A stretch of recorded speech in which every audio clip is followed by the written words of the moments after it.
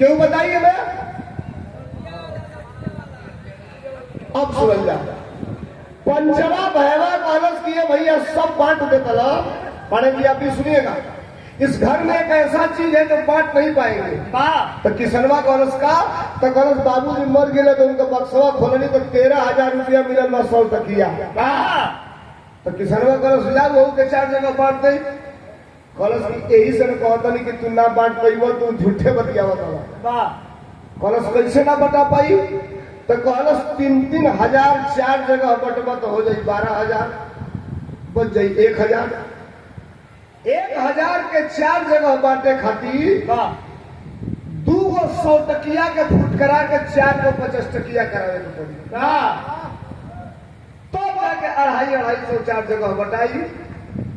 हम चाहते कि बाबूजी का नोटिया फुट करावे के न पड़े, बिना फुट करावले बराबर बाजार सबके बटा जा। अब किसनवा कॉलेज की तुम लोग चुतिया बना ले हमको।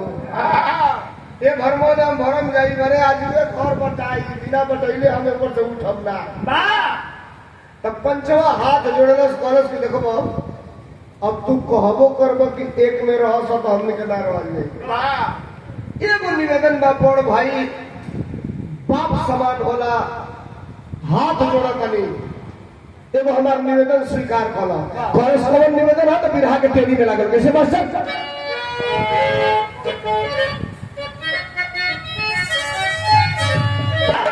बताई कैसे बोला भैया।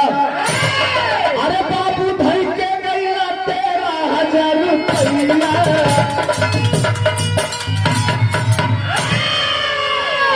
प्रधान जी के बड़े कोहल का चाहता ले तब पंचवा कलश भैया एक निवेदन हमारी बा अलगा होखल जाइए वेट में ना रहल जाइए। अंतिम हमार नहीं हो रहा बाप समान हवा करिए के स्वीकार करना। तो किसनवा कलश बोल तो कलश देखो हम ही चाहता नहीं कि हम उनके चारों भाई चल जाए कमाए। अब कमा के 3,000 रुपया लेके आवल जा 13,000 ही 3,000 में मिला दे तो हो जाए 16,000। आज जब 16,000 हो जाए तो 4,000 चारों जगह बटा जाए। हमारी मनसा बात बड़ी अच्छी बात है। बता दी आप भी बैठ गए और कार्यक्रम कराने वाला बड़ा कम टाइम मिलता है बैठ के सुनने के लिए, लेकिन आप बैठे हैं तो 20 मिनट बैठिएगा। धर्मेंद्र सोलंकी को बुलाने का मतलब आपको समझ में आ जाएगा। एक अच्छी बात आपके बीच में रखा कि सदमा सुल्लस का उठा कलश करे तो अली का रुपया कमाई बसो भाई पंचमा सारे 1.5 किलो सवेरे खाना या खा के दिन भर पंचायत करेला आज ले रुपया कमा के नहीं ले हो। पहलवनवा कर तकलस कलश घास हम काटिला परसीन हम काटिला गाय हम दुहिला सिकहर पे टांग देला दुही के अते आवे ले अखाड़ा पर से बस एक बाल्टी लगा के मुंह पी जाले ही हो सोचे ले कि चाह भर के पाभर आधा किलो छोड़ल जाओ। ये हुआ कोर तो कलश आज ले कोर के कमैले वाला तीनों कहना सके सुना कुछ नहीं किया कैले केहू को गोबर फेंक ले लई केहू को रुपया को दे लई केहू को कटिया को ले लई लेकिन कमा के जरूर आवल जाई। अब किसनवा उठल अपनी मेहरारू से कहलस देखिया हो घर संभारा हमने के जाते नहीं रुपया कमाए 3,000 लगा तो हो रुपया हम ही के कमाए के पड़ी। चल दिए सब गुस्सा में चारों चलते हैं। जज्बात में कभी कभी आदमी गलत कर देता है। 10 बजे ले 10 बरस महीने नहीं खे चारों चल दिया से कमाए आकर सुनिए लोगे भैया जात जात जेठ का महीना मई का महीना 48 डिग्री टेम्परेचर जितने तेज प्यास लागल उतने तेज भूख लागल और लगे कुछ है नहीं खे खैले है नहीं सब चलत जा करो से तो देखो से एगो किसान अपने खेते में पानी चलावत रहे। अब न डिलीवरी पाइप से पानी चलता पहले नारी में पानी चले अब पनिया चलत चलत नरिया साफ हो जाओ तो पनिया एकदम फ्रेश होने लगती। तब पानी तो किसान चलावत रहे लेकिन एक जगह होकर नरिया फूट गई है पनिया दूसरे के खेते में बोल के जाकर रहे। बस किसनवा का कलश की धोती फूटी अब वही नारी में लात डाल के मटिया काट के मेड़वा बांध दिया। आ इतने में वो किसनवा आ गई जो पनिया चलावत रहे तो बोलस के भैया बड़ा बढ़िया कैला हमार 2 घंटा का पानी बचा दिया। कहाँ घर हो कहाँ जाता लो तो किसनवा कहल समझ के फलाना जगह घर हो, चारों जानी भाई 1000 रुपया कमाए जाता नहीं जा। तो बोला समझ लगे पैसा तो नहीं खे लेकिन 1 किलो सतुआ बाय के ले लो, कहीं भूख लगी तो शाम के खा लियो। देखल जा किसनवा का कहे गमछी फैला के आ सतुआ लेके ओमे बांध के अब बांध के सतुआ पीठी पर लटका ले। तीनों ताकत न से भूख लागल बा पानी यही जबा कोई कई गमछिए में सना जाए सतुआ कम से कम खा के पानी पी के चलती ना तो जैसे और खाए के देव सतुआ गठिया के गमछी में अब पीठी पर लटका के पता चला सब चलता है पता चला सब बुद्धि एक बुद्धि लगौली तो सतुआ 1 किलो कमा ले ली तू 3,500 कमाए चलता लो तो रुपये कमा पाई बोलो देखला सब बुद्धि पेट नहीं छोटा ओहू के भूख लागल बा लेकिन वो नहीं खा तोरे के जान लो अभी हो तीनों भाई साथे साथे चलता हो 100 रुपया कमाए आगे बढ़लन। आ जो ही आगे बढ़लन तो ले भाई का बिरहा में तर्ज बदल गई। कौन तर्ज हमर साथ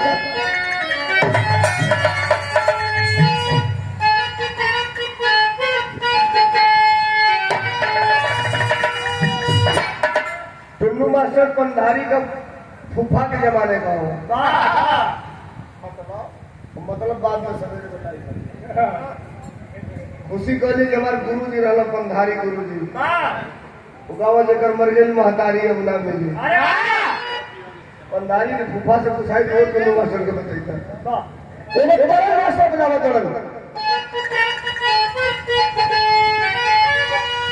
नया 9 दिन पुरान 100 दिन पड़े जी। बिरहा में पहली महिला जो बिरहा गाने आई थी खुशी जानती हो ना उसका और तुम महिला हो इतना तो जानना चाहिए। बिरहा में सबसे पहले महिला जो बिरहा गाने आई उसका नाम है उमा बैरागन, प्रयागराज की रहने वाली है उमा बैरागन। और जो बिरहा गाने आई बोले बुल्लू उस्ताद बनारस का कल बिरहा में मेहरारू आ गई सारे धर्म नष्ट हो गई। हम जिंदगी में कभी जब तक जिंदा रहेंगे औरतों से बिरहा नहीं गाएंगे। सटवे नहीं लिखवाओ बोले बनारस का रामनगर का कमेटी वाला दुर्गा पूजा में धोखा से लिखवा दिया इनके ना बतौलो सभी लेडीज से बिरहा बा और लेडीज से कहला था कि देखो तू आ जाइए खाना वाला खा के किनारे बैठल रही मंचे पर मत गई जब बुल्लू खड़ा होकर बिरहा गावल चालू करिए तब तू मंचे पर आई। अब बुल्लू गुरु स्टेज पे बैठ गई ना घड़ी देखता 11 बज गई सटाक सिगरेट छिकत हवन कमेटी वाला के बोला करो भैया दूसरा गायन कहाँ है तो कमेटी वाला कहा भैया टेंगरा मोड़ में बड़ा लंबा जाम लगा है वही में गाड़ी फंस गई है उनकी आप तब तक चालू करिए अभी वो आएंगे। अब बुल्लू उस्ताद खड़ा होकर गाओ तो नयन भरी के हो चला देखिए आएंगे वंदना जो एक लाइन गवला तो मेहरारू साड़ी पहले लुगा पहले 5 आदमी ढोलक हारमोनिया सही से आके पाए बच्चे को बैठ गई बुल्लू ठिउरिया के बुल्लू तकला करा सारे फसाई ये कमेटी वाले हमें कहा रहा कि मरद से बिरहा मेहरारू बुलाई दिए सारे हमारा धर्म नष्ट हो गया। अब हेहर मेहरारू मंच पर अपन धैले अतोले हेहर मुंह का गला मुहर ना बोला धर्मिया का मुंह हेहर करा के गावे लगला पब्लिक खड़ा भइल करस कहो बुल्लू भैया हे मरवा अरे जैसे राम जो के चापे ला वैसे मेहरारू के चापा तरी समझ दो कहां है मुंह करता मौके हम का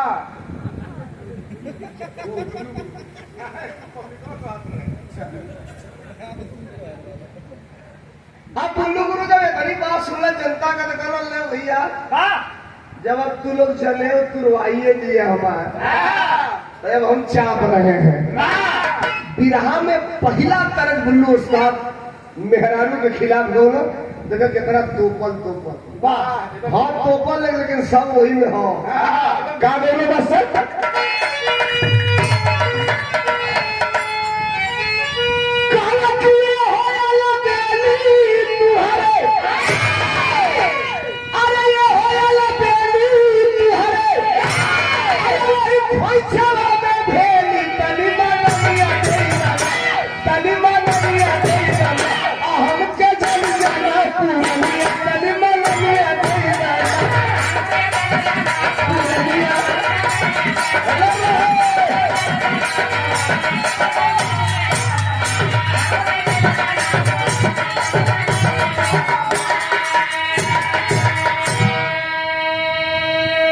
इतनी सातवन के मौज पानी लेने लगे हैं बिरहा की मेन पॉइंट पर आइए चारों भाई चलल हम 100 रुपया कमाए कि सनवा 1 किलो सतुआ लेकर फाटक आगे हमें 1 किलो सतुआ कमा ले आगे बढ़ना अंजाम का निकलो मास्टर अरे चलो चारों भाई तब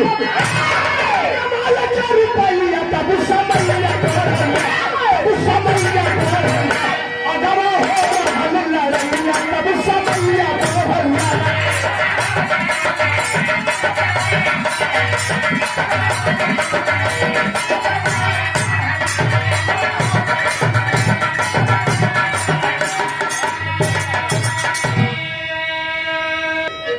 हमारे प्रधान जी के चाचा और जिनके माता जी के तिरही के अवसर पर हम सब आपके बीच में आए हैं डॉक्टर श्रीनिवास यादव जी की तरफ से ये 500 रुपये का पुरस्कार देकर के सम्मानित किया गया। एक बार जोरदार तालियां बजा करके स्वागत करेंगे आप। माँ इस दुनिया में नहीं है, 1 मिनट दिमाग बिरहा पर रहे, आधा सेकंड के माई अब मेहरारू में 2 को अंतर हो जाए। नौजवानों ये हिस्ट्री केमिस्ट्री और ज्योग्राफी बायोलॉजी साइकोलॉजिकल पढ़ाने वाला टीचर नहीं बताएगा, प्रैक्टिकल बात बता रहा हूं। माई अब मेहरारू में 2 को अंतर होला। मेहरारू हम रात भर बिरहा गा गजाई कुत्ता निकाल के खूटी पर टांगो बा मेहरारू को सबसे पहले नजर आई तो कितने बजाइए में हरियर की बात जाऊंगी माई अगर आपन माई भैया 90 वर्ष को दिया लड़का भले ही 50 वर्ष को हो गई बा अगर 2 घंटा तो कहीं से घूम के आई अगर माई बैठल दिया तो सबसे पहले ऊपर नजर है पेटवे बजाई हमारे बाबू खैले बा कि नहीं खैले माई के नाम पर ताली उगे जाए एक बार माई या मेहरारू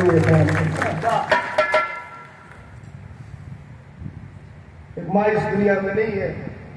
हम और आप अपने माँ के तन से पैदा हुए किसी सर्जन से पूछ रहा है, धर्मेंद्र सोलंकी कह रहा है, साधारण भी रहिए नहीं बता पाएगा। हर आदमी अपने माँ के तन से पैदा है।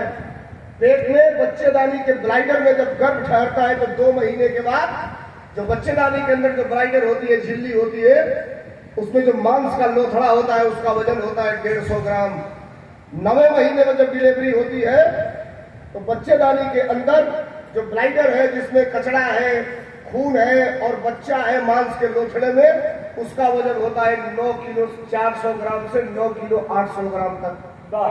जब ब्लाइडर फटता है तो कचड़ा अलग, खून अलग और जो बच्चा जमीन पर आता है वो साधारण बच्चा 3.5 किलो से लेकर 4.25 4.25 किलो तक बेटा या बेटी के रूप में जन्म लेता है। 9.5 किलो 9 महीना इस पेट में ठो करके जन्म देती है। 3 गो ईटा धरा जाओ 9.5 किलो हो जाए खड़ा, एगो गमछी में बांध के बढ़िया पहलवान के पेटे को बांध मिल जाओ और कहल जाओ कि माई का 9 महीना बर्दाश्त कर ले, तू 9 दिन बर्दाश्त कर ले, 4 गो ईटो क्यों नाल खिया पड़े उनके टाइम। ये माँ होती है साहब। दुनिया में माँ से बड़ा धरती पर कुछ नहीं है। बिरहा से अलग ये बात थी। अब आ जाइए हमारा बिरहावा कहा रहा सुना के जाए क्यों ना सुनाई धरती के मेरे लिए। चारों भाई यानी कि सनवा ले लेना अपन सतुआ कमाए आगे बढ़ा था। तो फिर से उसे रिपीट कराना कैसे मास्टर?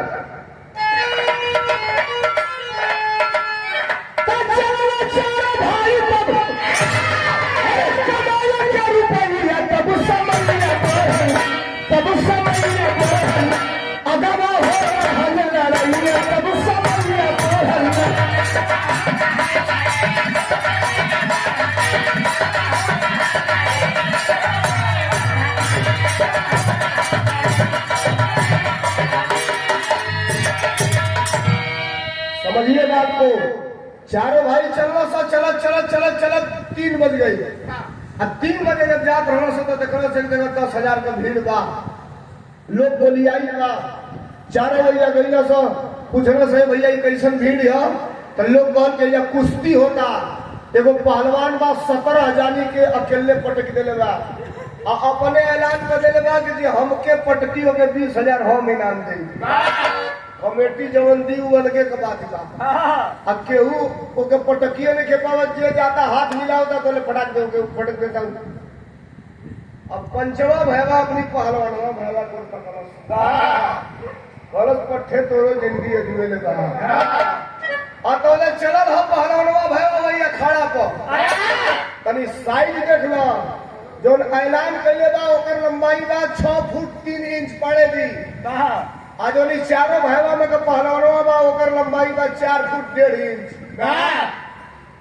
वो अखाड़ा पर पैतरा बना था तो पीछे से यो चला था तो हाथ मिलाओ बड़का का चेला से लो। अब जनता चिल्ला लगे बच्चा है बच्चे रुक तोरे 5-6 जाने के तू झापड़ मार के पटक दिया सही।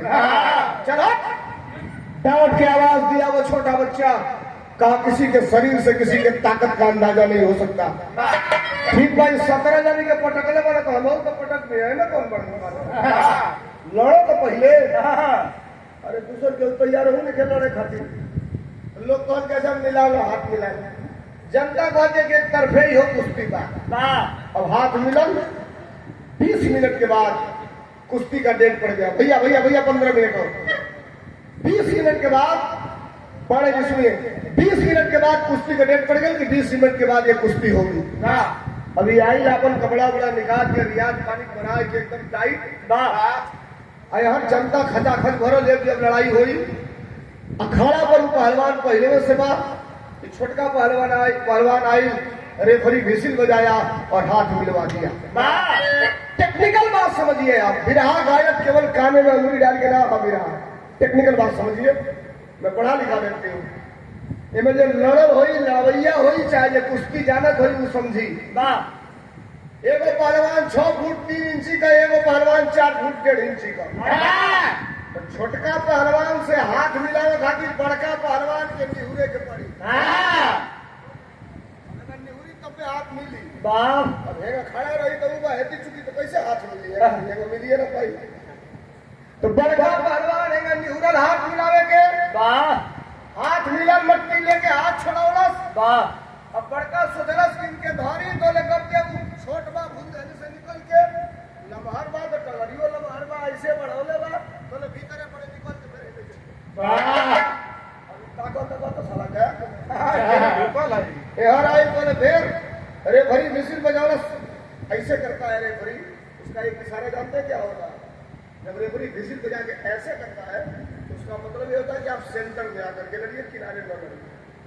जो स्पोर्टमैन होगा वो जानता होगा। रेफरी मिसिल बजाया ऐसे किया, फिर दोनों पहलवान आमने सामने। अब खींच ने बाई पहलवानवा कि पहले बेर में 17 जानी के पटकले रही है ये ऐसा बा कि हमके भाव दे लेता मरलो सके झापड़े गर्दन में बड़ा आंख में छोटका पहलवान पक देना मुंह की मारे हो जा लिया जनता का रस ले ले रस पहले में जान रहा कि पटकाई अब तब तक ऊपर से ये भी गिर गया। अब एक बात समझिए गिरा, ये वजनदार पहलवान है, वो हल्का पहलवान है, लेकिन जो कुश्ती लड़ा होगा या जो कुश्ती के बारे में जानता होगा, नीचे का पहलवान अगर जानकार है तो या तो अगर नीचे गिरा है तो अपने हाथ को यहाँ किया रहेगा, पेटकुनिया होगा, और नहीं तो ऐसे किया होगा तो पूरा टाइट हाथ और पैर। जब तक हाथ लूज नहीं होगा तब तक 5 कुंटल का पहलवान को पटकना पड़ेगा। ये कुश्ती की खूबी है, जो लूज हुआ तो पटक देगा, अगर टाइट रहेगा तो नहीं पटकेगा। ऐसे टाइट का अभी लाख चोर आजमाइश करे एकदम कंडानी है ऐसे टाइट है तब तक तनी सा जब ढील भैल ऊपरा वाला पहलवानवा तो ले नीचे वाला का कलस के कटोरिया लगौलस अखाड़वा पर साकर नियर लेके उठल उनके 6 इंची पिठिए पर ले दिले उठ गए। एहू के कहीं सुन लो नौजवान, फिर कहता नहीं कि सबसे विराट लेके मिली ये धर्मेंद्र सोलंकी जो बता दे जाएगा कोई नहीं बताएगा।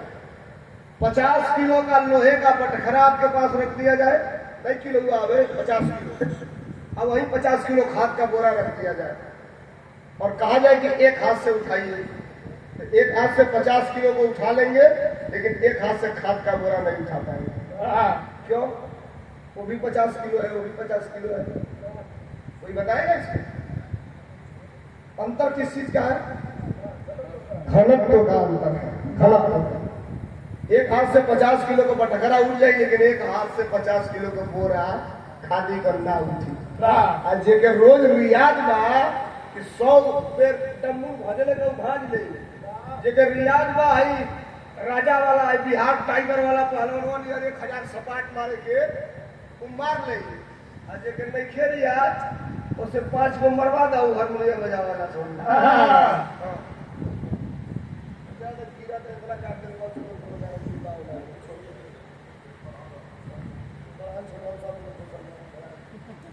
पटाई जेकर नहीं खेली आज सपाट मारे दोगे, एक दिन मरवा देगा तो 3 दिनों के डॉक्टर के जाके दवाई लेने पड़ेगी। अब जो ही उठाया उसको 6 इंची बड़ा वाला समझ गया, अरे साला ये तो कलाकार है, फट के नीचे उतरा, रेफरी विसिल बजाया, आमने सामने फिर कुश्ती हो गई। ये अंतिम राउंड की कुश्ती है और हाथ मिला करके दोनों पहलवान दूसरे पर अपना हाथ चला रहे हैं। तब तक ये पहलवान उसके खोपड़ी पर ऐसे हाथ रखा और जो ही खोपड़ी पर हाथ रखा, मुड़ी ऐसे हटाया, छोट का मौका मिलत बा, हाथ हवा ही बड़का पहलवान हे दबा, हाथों में छोटका पहलवान तो मुड़ी है।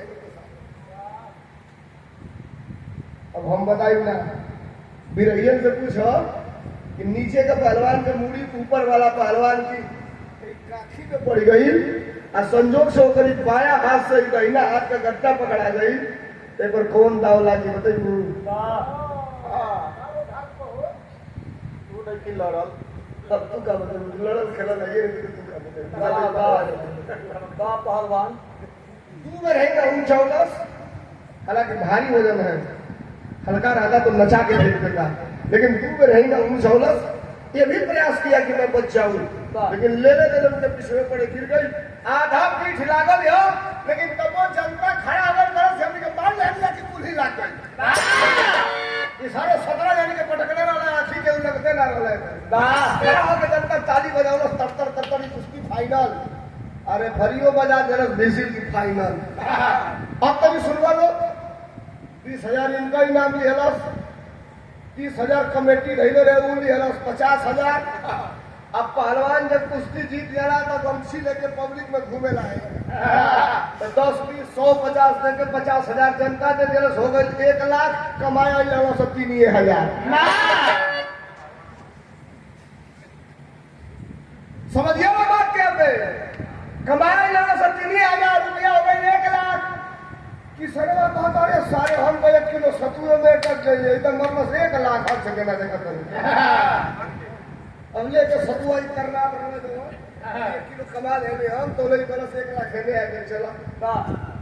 अब पंचवा है तो बरस के भाई सुनो, अबे घरे ना चले जाइए, अब जो ने चारों जानी ना कमा ले नहीं तो ले घरे ना चले जाइए। अब भाई ने कहा साँझ हो गई, चारों भाई फिर वही से चल दिया सब, चलने से अंजाम कर निकला नशा। अरे कुश्ती प्रधान जी सुनिए, बड़ी अच्छी बात है। अरे कुश्ती पटक के जीतने बहुत इनाम है, अरे आगे बढ़ले सुंदर का चलत रहन काम है।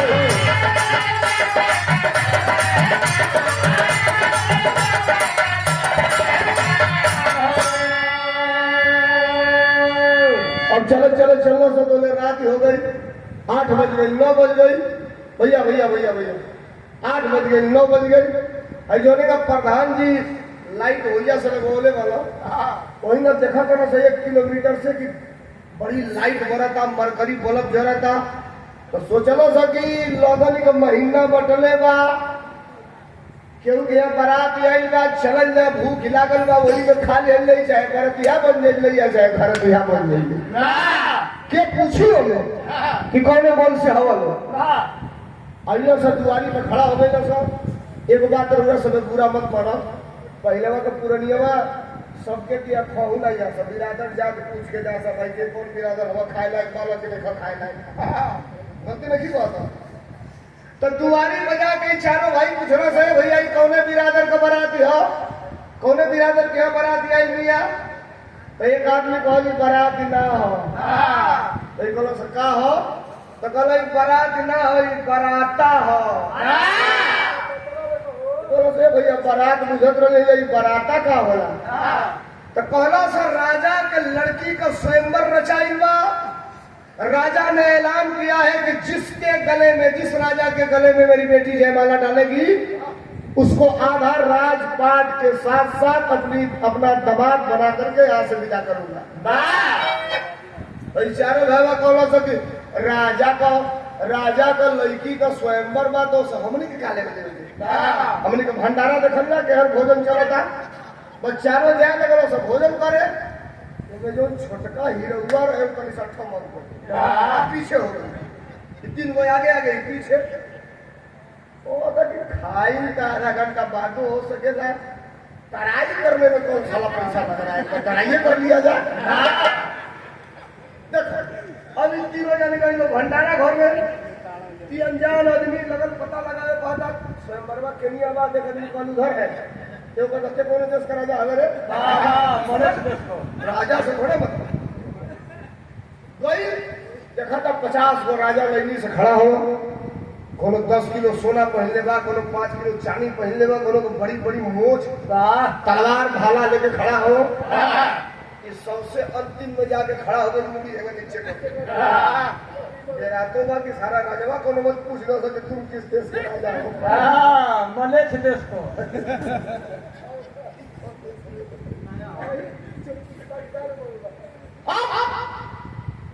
घंटा बाजल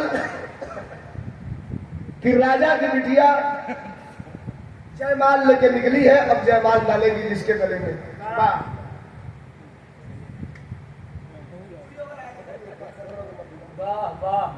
उसी तक राजा का लड़की चलल दरबार में से जयमाला लेके हो और राजा लड़के से खड़ा हो तो पहला राजा के लगे आगे खड़ा हो करिया नरेश में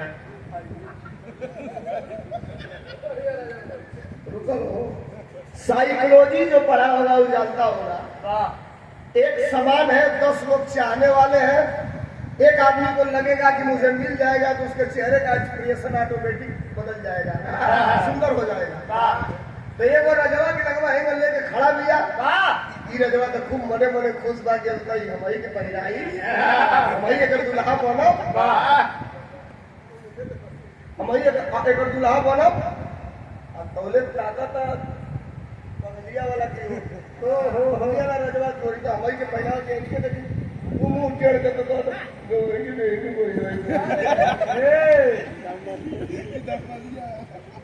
जब ये देखा था ऊपर मुंह टेढ़ देखा था जरा तो न कहूंगा जरा तो नहीं जाया चाया अरे वाला दवा का लड़किया दोनों का मुंह हुआ देखा दिया तो देखो जनरेटर खराब है आगे बढ़ा पहले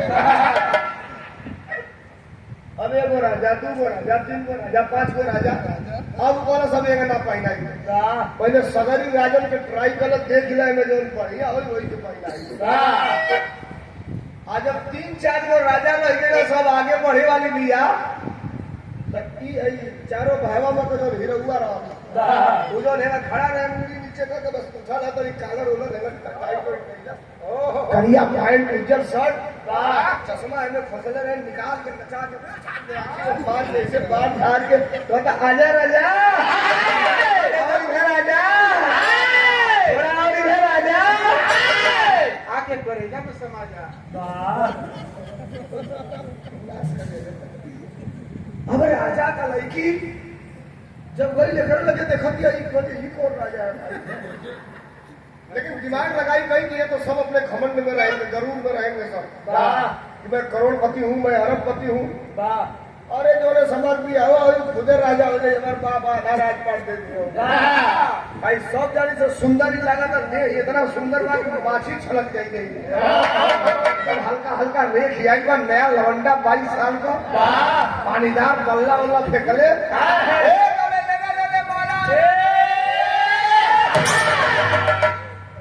पहिराइए तो दिहल वही गांव में हल्ला की राजा के लड़की के दुल्हा मिल गई, राजा के बिटिया का मर्द मिल गई।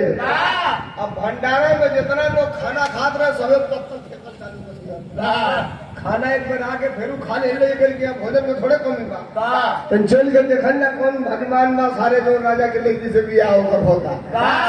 अभी हो तीनों भाई तीन जगह पत्थर ले फेंकल सब चलो सब दौड़ल के तरी देखल जा कौन हो। भैया से भीड़ लागल बा, ठेला ठेला कोनो का घुसा 12 आदमी के भीतर घुसना सको किसान में सबसे पहले घुसाता हूँ जो सतुआ 1 किलो ले रहे तू सबसे पहले घुसा तब ताकत कौन अरे गटई मारा से तो भाई का थली सा हैगा ऊपर भाई कल सर साला है तो अपना वाला है ये तो लंबा रहा लिया साला गप दे तो लोग बेहोश हो जाता गिर गिर चालू अभी तू तो भाई कहाँ गया गिरल वाला उसे पानी वाली के छीका मार के उठावा सा काहे हो का वो रातों रातों पति हो गई सारे टन से माल पा कर लेके आ बंद गजब के माल कौन राजा आए और कहे कि बेटा आप मेरे दामाद बन गए, आपका मैं पाँव पूजूंगा, आपके साथ और कोई है? कहता हमारे 3 बड़े बड़े राजा भाई हैं। बाहर राजा देखा सारे कहे फरारी कितना बड़ा फरारी बहुत हमारे 3 बड़े राजा भाई हैं। भिखमंगा सारे गए रुपया कमाए राजा भाई। अच्छा कहाँ है आपके राजा भाई? तीनों को बुलाया। अब राज दरबार में गई लोग ई वस्त्र उतारल गई, राजसी वस्त्र पहिरावल गई, 56 प्रकार का भोजन खियावल गई। रात भर रुकल लोग। राजा कहा भैया एक आधार राजपाट ताम्र पत्र पर लिख देते नहीं अपन बेटी तो हम लोग के हवाले 51 गाड़ी में हीरा मोती जवाहरात, 171 गाड़ी में राशन, 44 किस्म का बाजा, 45 को डोली, बीच में सोना की डोली में हमारे लड़की हमारे दामाद डोली भरे जाइए। कौन कलर कर रहे हो? अब पंचवा जो गए कलश के राजा साहब सुने बियाह हो गई, राउत लड़की हमारे घर का अमानत हो गई, यो ठीक था। हमनी का बड़ा इमरजेंसी काम पर निकल पड़े। 3 दिन में अपन बेटी अपने लगे हमारी अमानत के रूप में राखी सब है। 3 दिन बाद लौट के आई लेके तार लड़की है तार धन दौलत लेके जाएगी। अब रानी को वहीं छोड़ दिए, आगे बढ़ चले। भोजन वोजन लेने के बाद बिरहा के अंतिम दौर में है। सुनिए बिरहा साहब क्या गजब की कारीगरी है लिखने वाले की। तीनों आगे बढ़ते हैं, आगे बढ़ना तो 3-4 भजन 7 कदम कनी कर देर भाई तो उस समय एगो घटना घटल गैया से जा तो बड़ा दूर जब चल गए तो देखला से जगह 400-500 आदमी बैठल बा। जाके पूछने से भैया ये कैसन भीड़ है? तो लोग कहल की भीड़िया जान तरह कैसन हो? वो कैसन भीड़ रहे मास्टर?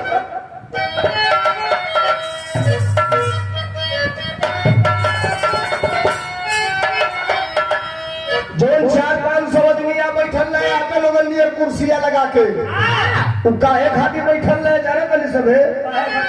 अरे 4 दिन से फसल रहे, अरे 4 दिन से फसल रहे जापन 4 दिन भैया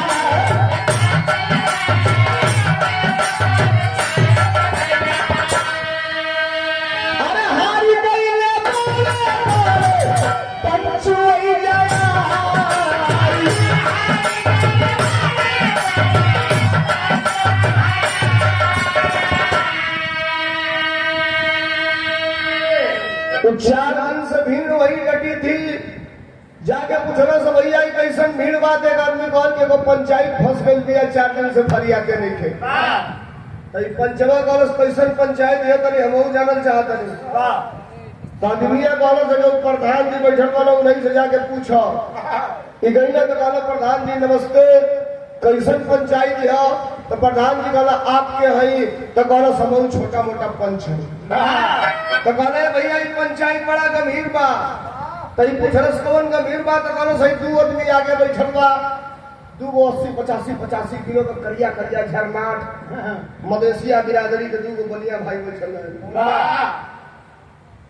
करे यही जुजानी के बीच में पंचायत पाई है यानी कहत रहा कि 20,000 अजीब के हम देले बानी आ दूसर का कहत हम 20,000 ले ही नहीं खी। अरे वाह देने वाला के लगे कोनो परमाणे नहीं खे तब वो कहता कि हम देले बानी आ लेवे वाला कहता हम ले ही नहीं खी।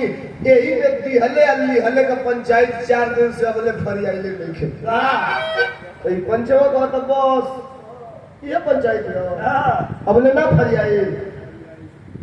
अब प्रधान जी बोला पर देते के हल पूजा तला 4 दिन में एक कोठरी भेली हमार खत्म हो गई खाली पंचन के पानी पिया और तू कहा था कि पंचायत हल्लू पंचायत बा कल से सुनिए प्रधान जी। अरे यही पंचायत के हम अरे यही पंचायत के हम चुटकी में भरी आई है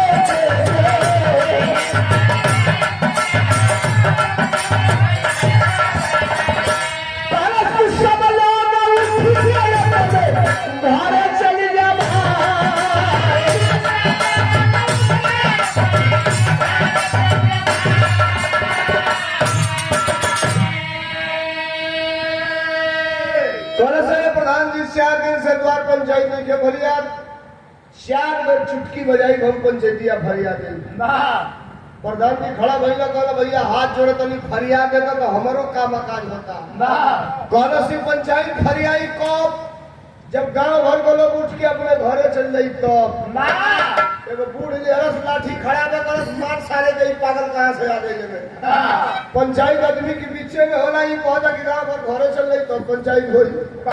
कहला सुनिए बरगद के पेड़ के नीचे हम लोग बैठे हैं आप लोग 2 घंटा के लिए अपने घर जाइए 2 घंटा के बाद आइएगा।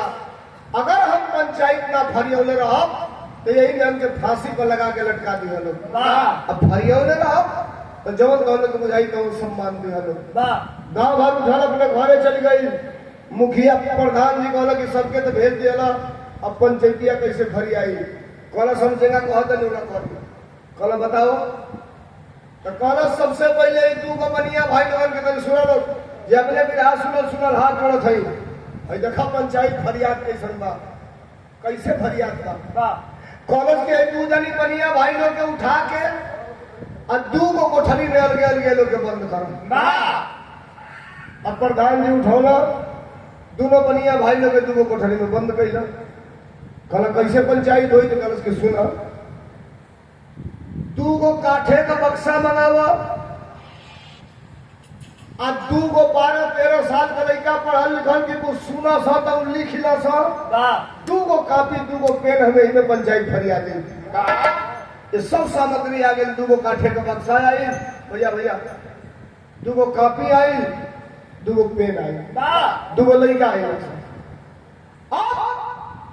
प्रधान जी के संगवा एक ओरिया बक्सवा के ही पकड़ला सा एक ओरिया प्रधान जी पकड़ला अच्छा खड़ा रहना समझिया से पूर्व एगो बक्सा रखलस एगो बक्सा 1 किलोमीटर पश्चिम सुनिएगा पड़े जी एक बक्सा 1 किलोमीटर पूरब एक बक्सा 1 किलोमीटर पश्चिम कल उसकी प्रधान जी आप रुकिए दोनों लड़कन के लेके गई एगो लड़का से कल बाबू पेशाब वसाब खोले 1 घंटा तो के बाथरूम में करेंगे आए कोनो बात अपने काने में सुनी है तो उहे बतिया एक कलमिया से कपिया पर लिख दिए बस एगो बक्सा में एगो लड़का जब बैठा दिया पूर्व 1 किलोमीटर 1 किलोमीटर पश्चिम आगे एगो बक्सा में एगो लड़का के बैठा दिया काफी पेन दे के अब परस के प्रधान जी 4 गो नौहा बोलावा 4 गो नौहा इला समझ लड़का नौजवान आए दोनों जानी बनिया भाई लोग के निकालल गई तो 2 गो आदमी से करस की पूर्व ले गए 1 किलोमीटर भैया बिरहा का मेन प्रमाण है सुनिएगा बहुत बड़ी बात बताऊंगा आपको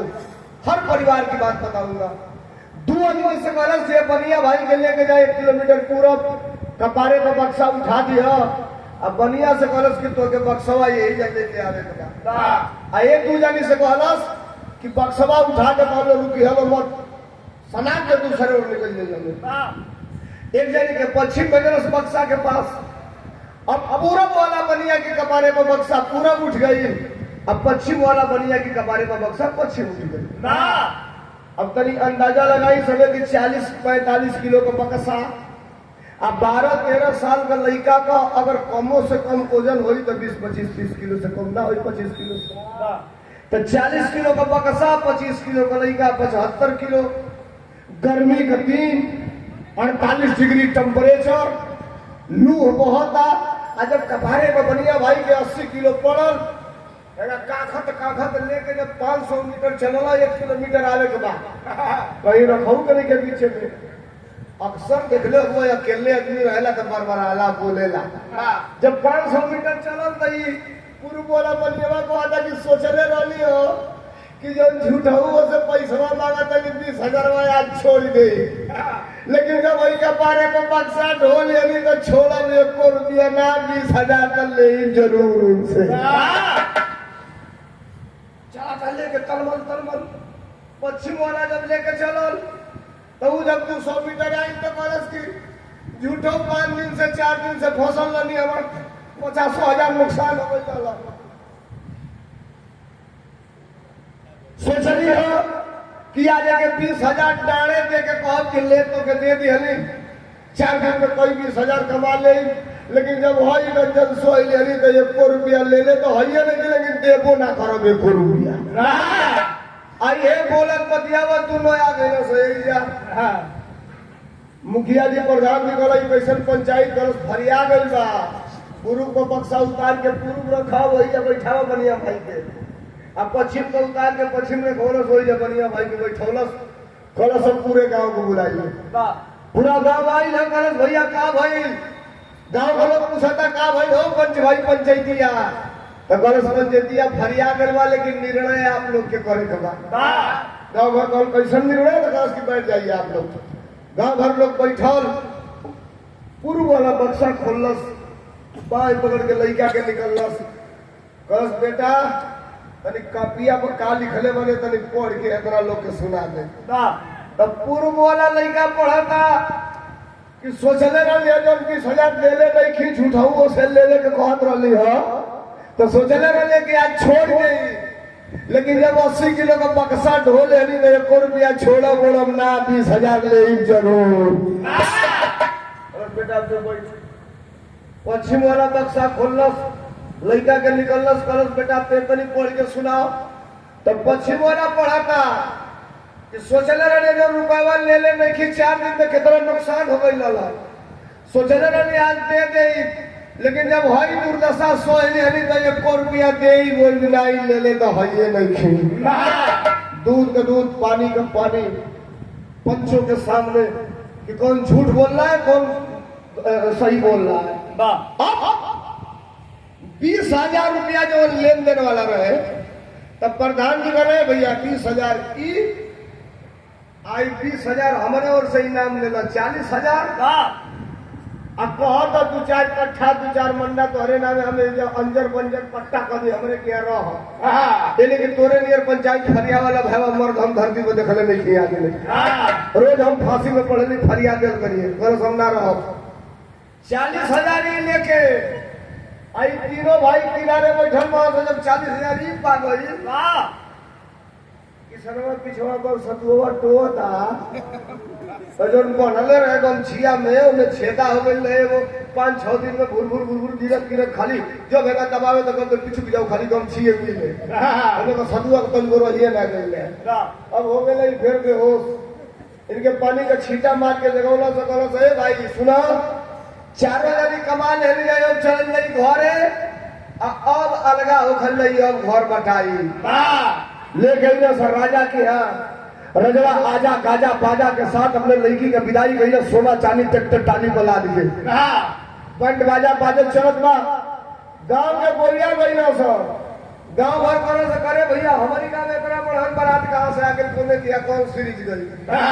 पता लागल कि चारों भाई हवा सही हीरा मोती लेके आवत सब गौवा लगा सही भीख मंगना सारे रतिये का गई ना दिने दिने कहाँ से आरो पति हो गई सही कौन टकैती को लेना से सारे पता चलत कि राजा की लड़की से बियाह हो गई।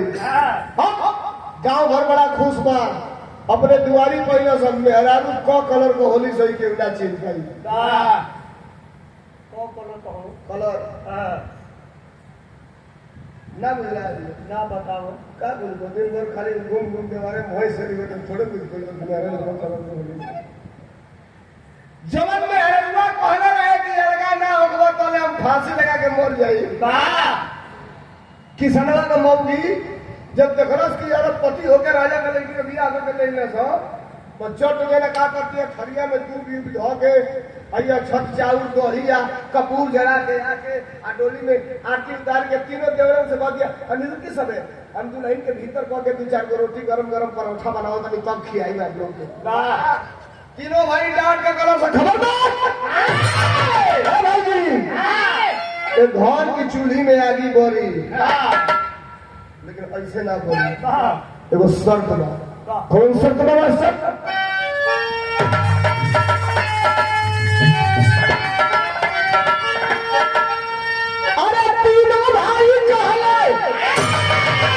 भैया 1 मिनट फिर आपका मेन पॉइंट छोड़ देंगे तो बिगड़ जाएगा आपको पता नहीं चलेगा कि मैं सुना क्या हूं अंतिम लाइन है अरे तीनों भाई समझाई के भोजन नहीं है भाभी अरे भोजन नहीं है भाभी अरे तो खाना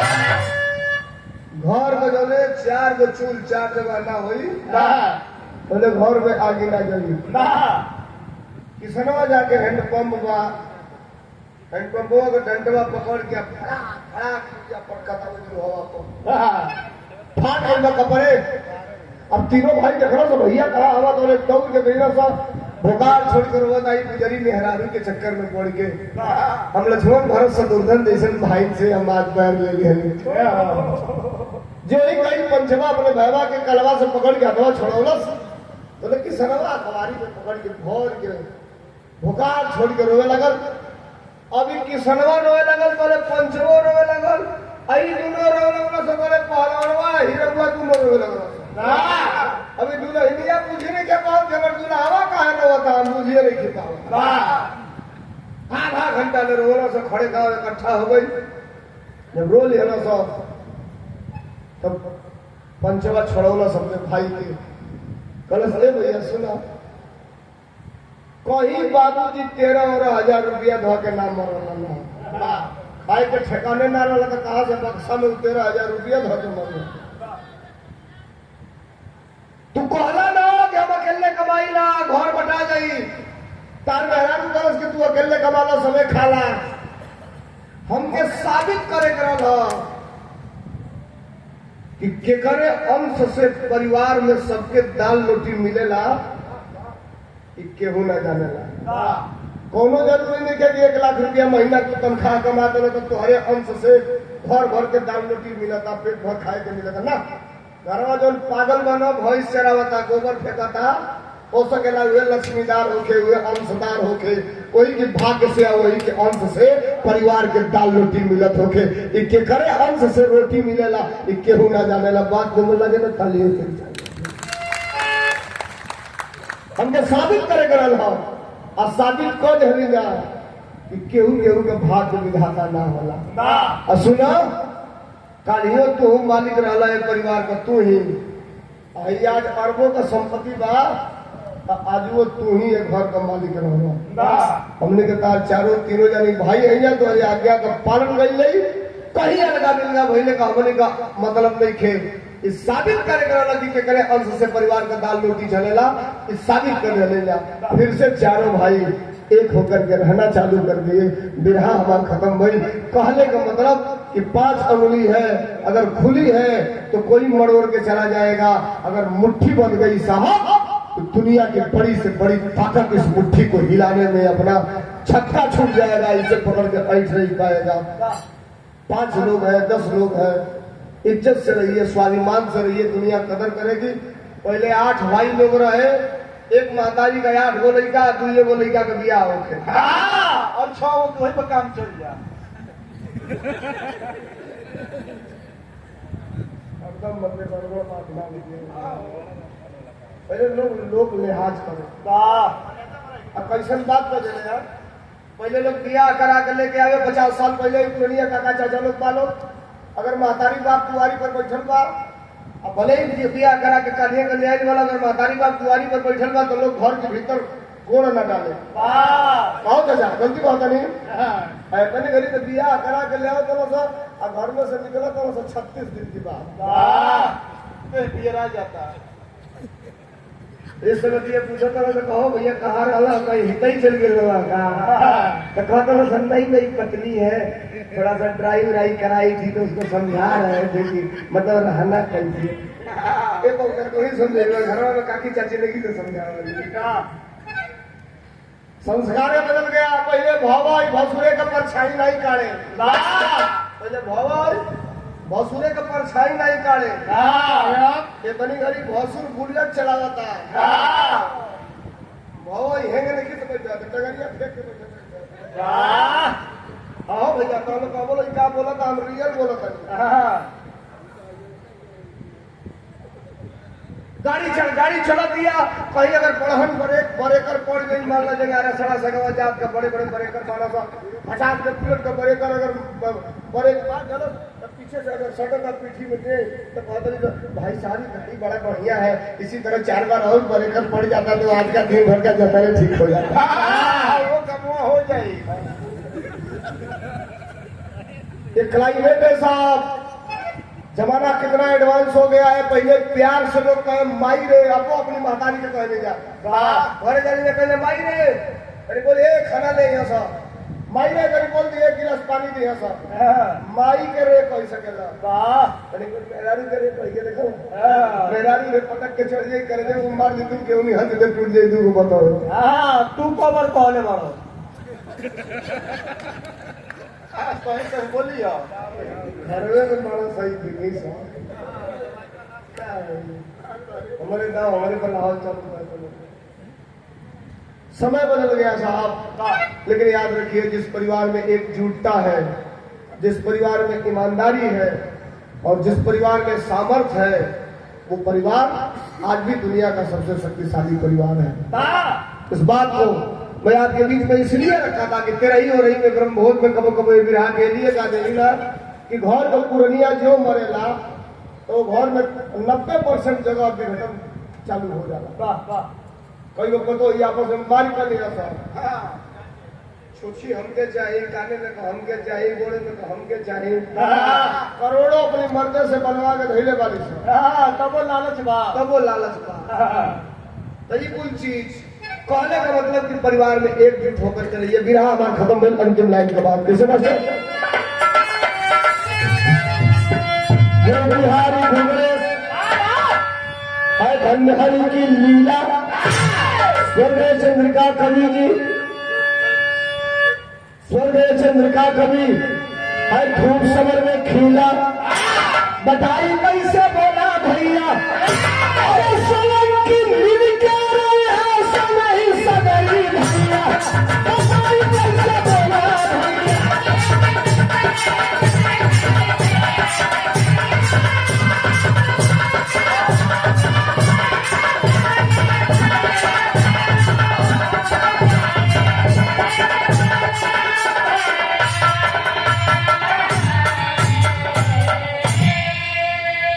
अब घर का बात ना हम पहले घोषित करें कि तू जल्दी पहुंच, लेट होता रहा 10 मिनट और समय से चालू होके, यानी कि ब्रह्मभोज के विराह समय से रही के चालू होला तो लोग रहेगा, लोगों ने आनंद भी लिया है।